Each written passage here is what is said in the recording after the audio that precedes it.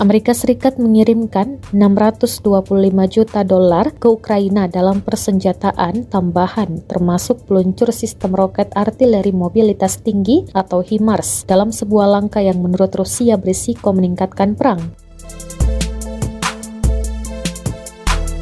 Presiden Amerika Serikat Joe Biden berbicara dengan timpalannya dari Ukraina Volodymyr Zelensky pada hari Selasa ketika Ukraina melanjutkan serangan di selatan dan timur negara itu untuk membebaskan daerah-daerah yang diduduki oleh Rusia setelah invasi 24 Februari. Zelensky mengatakan pasukannya membuat keuntungan cepat dan kuat dan telah merebut kembali puluhan desa di dua medan pertempuran. Biden yang bergabung dalam panggilan telepon oleh Wakil Presiden Kamala Harris menekankan dukungan berkelanjutan Washington untuk Kiev.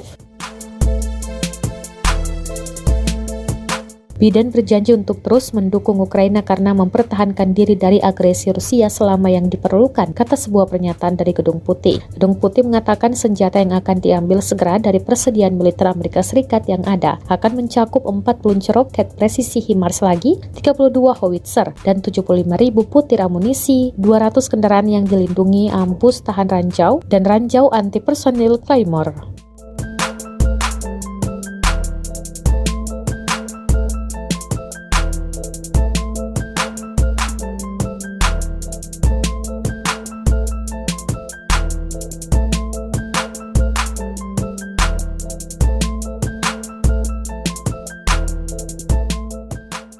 Terima kasih sudah nonton. Jangan lupa like, subscribe, dan share ya.